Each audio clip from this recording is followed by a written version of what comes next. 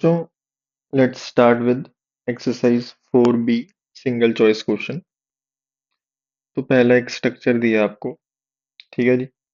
इसमें clear cut दिख रहा है, ये स्टीरियोजेनिक सेंटर है, इसमें जीआई होगा, ठीक है जी।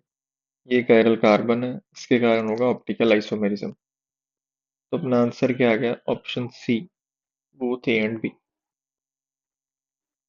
नेक्स्ट क्वेश्चन है, which of the following compounds will exhibit GI, geometrical isomerism.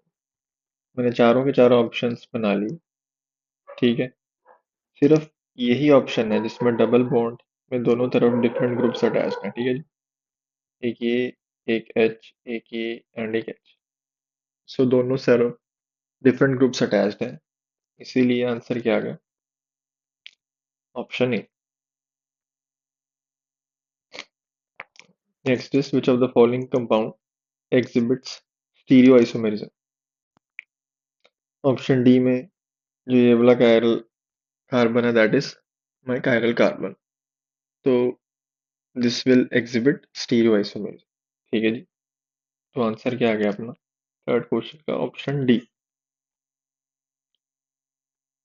Next है जी, the structure of S two fluorobutane is best represented by. देखो, सभी ऑप्शंस में मैंने कॉन्फ़िगरेशन निकाल ली। ऑप्शन सी में क्या आ रहा है? एस, ठीक है जी। तो that is my answer, option सी।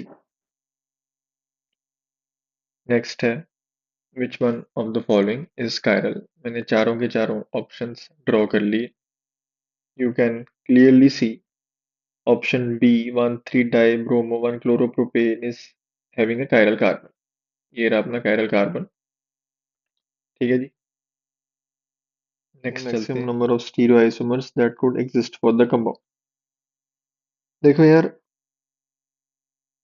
चार कायरल सेंटर्स हैं, हर एक पे are S, are S, are S, R S possible है, ठीक है। दूसरी मेन चीज क्या है? सिमेट्रिक है मॉलिक्यूल।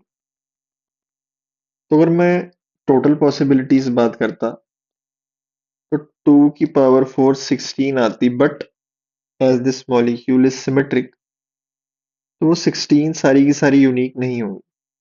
अब देखते हैं यूनिक कौन सी होंगी, ठीक है जी। तो पहला तो आ गया चारों के चारों आर। अब राइट मोस्ट एंड से एस है, ठीक है जी। बाकी तीनों क्या है? आर। तो this will exactly be similar to this one. क्यों भाई? नंबर चौथे पे एस है, ठीक है। तो आप उसको यहां से देख रहे हो, ये एस है, ये आर है, ये आर है, ये आर है। इस पूरी चीज को आप फ्लिप कर लो, ठीक है। तो ये तीनों आर यहाँ पे आ गए, ये एस चला गया यहाँ पे। तो S R R R is exactly similar to R R R S, ठीक है जी। तो इसको मैं इरेज कर देता हूँ, क्योंकि ये तो अपना क्या है? सेम है।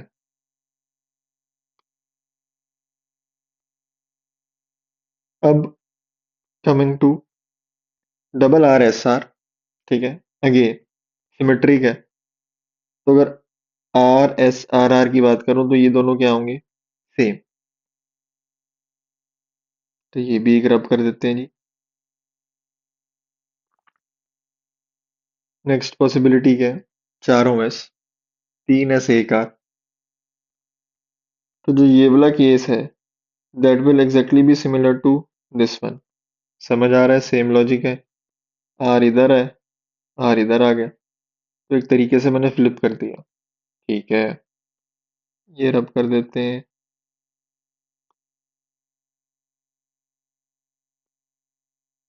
Double S R S and S R S S, ये फिर से क्या होंगे? सेम। तो एक रब कर देते हैं।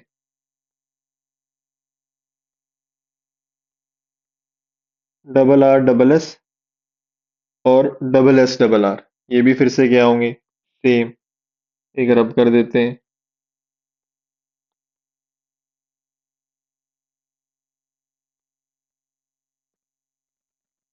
RS and SR again same, एक रब कर देते हैं।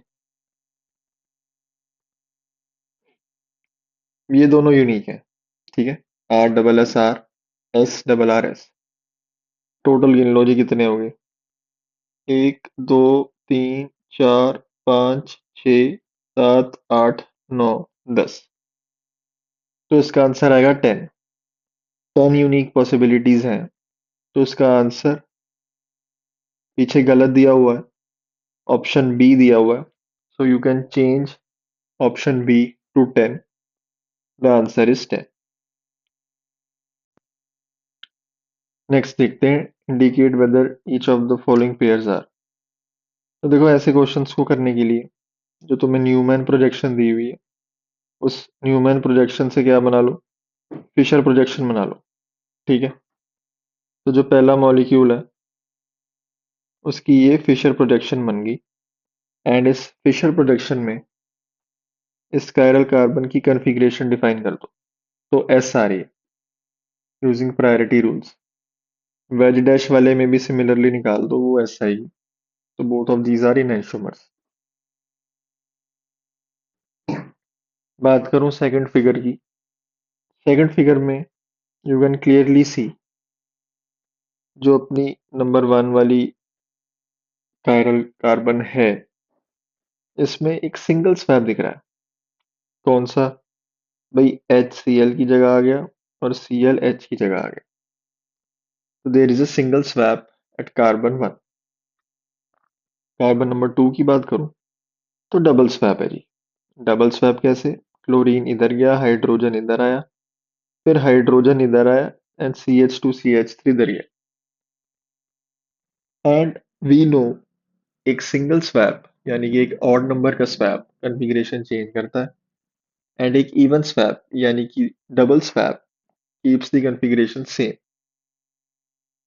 तो कायरल कार्बन वन पे कॉन्फ़िगरेशन चेंज हो गई, कायरल कार्बन टू पे वो सेम ही रही, because of which both of these are diastereomers. Number third की अगर बात करूं तो अगर आप इन दोनों को ध्यान से देखोगे, दोनों ही मीजो हैं। कैसे? एक स्वैप मारो, H इधर आ गया, CH3 इधर आ गया। एक और स्वैप मार दो जी, CH3 इधर आ गया, ब्रोमीन इधर आ गया, एंड प्लेन ऑफ सिमेट्री आ गई। सेम चीज करो यहाँ, CH3 इधर आ गया, H इधर आ गया, Br इधर आ गया, CH3 इधर आ गया, एंड प्लेन ऑफ सिमेट्री आ गई। तो दोनों ही ऑप्टिकली इनएक्टिव मीजो हैं, आइडेंटिकल है। ठीक है जी, ऑप्शन नंबर सी। नेक्स्ट है which of the following compounds are meso. तो सिर्फ ऑप्शन सी में मेरा प्लेन ऑफ सिमेट्री प्रेजेंट है, ये जा रहा, because of which it is a meso compound. बाकी किसी भी ऑप्शन में भी प्लेन ऑफ सिमेट्री नहीं आएगा। ठीक है जी। नेक्स्ट है which of the following structures is are not meso 3 butane diol. देखो मेरे दोस्तों, सिर्फ ऑप्शन बी एंड सी ही मीजो हैं। बी में तो दिख ही रहा है प्लेन ऑफ सिमेट्री। सी में डबल स्वैप मार लो नीचे वाली कायरल कार्बन पे, तो कुछ ये फिगर बन जाएगी which again has plane of symmetry. तो बी और सी में प्लेन ऑफ सिमेट्री है, तो वो मीजो है। हमसे पूछा है कौन से मीजो नहीं है, तो ए एंड डी आंसर आएगा। इन दोनों में ही पीओएस नहीं प्रेजेंट है। नेक्स्ट चलते हैं। दो स्ट्रक्चर दिए हैं एंड पूछा है उनका रिलेशन क्या है। तो अगर आप ध्यान से देखेंगे, डबल स्वैप मारा हुआ है मैंने। ओ एच इधर आया, एच इधर आया, एच इधर आया, CH3 इधर आया। तो ये बन गया डबल स्वैप के बाद। एच इधर आया, Br इधर आया, फिर Br इधर आया, C2H5 इधर आया। तो ये बन गया। तो दोनों सेंटर्स पे मैंने इवन नंबर ऑफ स्वैप्स मारे हैं, which does not change the configuration, so both of these are identical molecules. Next चलते हैं। amongst the following amino acids the R in enantiomer is represented by। देखो Fisher projection तुम्हें दी हुई है and you can easily find out configuration. तो option B में R configuration आ रही है। प्रायोरिटी क्या होगी? Number one is this, number two is this, number three is this. You can easily find out R S. पूछा how many different stereoisomers are possible for the following compound। एक stereogenic centre ये है, एक ये है। तो अब देखो यहाँ पे इजेड पॉसिबिलिटी है, इस वाले पे भी इजेड पॉसिबिलिटी है। जब लेट्स से ये है ई, ये है जेड, तो जो बीच वाला कार्बन है अपना, वो क्या होगा? ऑप्टिकली एक्टिव, क्योंकि उसके चार डिफरेंट ग्रुप्स अटैच्ड हैं। तो दो पॉसिबिलिटीज होंगी, बीच वाला आर भी हो सकता है एंड बीच वाला एस भी हो सकता है। ठीक है। अब अगर मैं आपको बोलता यहाँ पे जेड है, यहाँ पे ई है, यहाँ पे अगेन दो पॉसिबिलिटीज आर एंड एस, तो ये यूनिक, ये डिफरेंट नहीं है इससे। क्यों? सिमेट्रिक मॉलिक्यूल है। इसका ई इधर जेड होना इज सेम एज इसका जेड ई होना। बस फ्लिप कर दो मॉलिक्यूल को तो कोई फर्क ही नहीं पड़ा। तो वो केसेस ऑलरेडी हम गिन चुके हैं।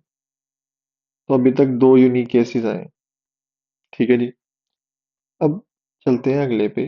जब यहाँ पे भी ई होगा यानी इधर भी ई होगा, भाई उस सिनेरियो में तो ये कायरल, कार्बन कायरल है ही नहीं। ये इधर भी ई है, इधर भी ई है, तो इसकी वजह से कोई ऑप्टिकल एक्टिविटी नहीं आई। तो एक ही पॉसिबिलिटी आई। ठीक है। लास्ट क्या है? भाई इधर भी जेड है, इधर भी जेड है, फिर से बीच वाला, इसके कारण तो कुछ आया नहीं। तो ये एक ही केस हुआ। तो टोटल चार यूनिक पॉसिबिलिटीज हो गई। नेक्स्ट है total number of stereoisomers of 1,3 dichlorocyclohexane are. तो देखो यार, ये तीन पॉसिबिलिटीज हैं। ठीक है। इस वाले में प्लेन ऑफ सिमेट्री है, मीजो है। तो जो सिस फॉर्म है दैट इज मीजो। ये दोनों अपने ट्रांसफॉर्म है, दोनों क्या एक दूसरे के इनएंशियोमर्स हैं। तो टोटल तीन यूनिक केसेस पॉसिबल है। अगला है total number of stereoisomers of the compound 2,4 डाइक्लोरोहेप्टेन। तो यार ये फिर से सिंपल है, दो कायरल कार्बन्स हैं। तो चार पॉसिबिलिटीज हैं, R S, S R, double R, double S. Symmetric तो है नहीं, तो चारों के चारों केसेस क्या है मेरे? यूनिक।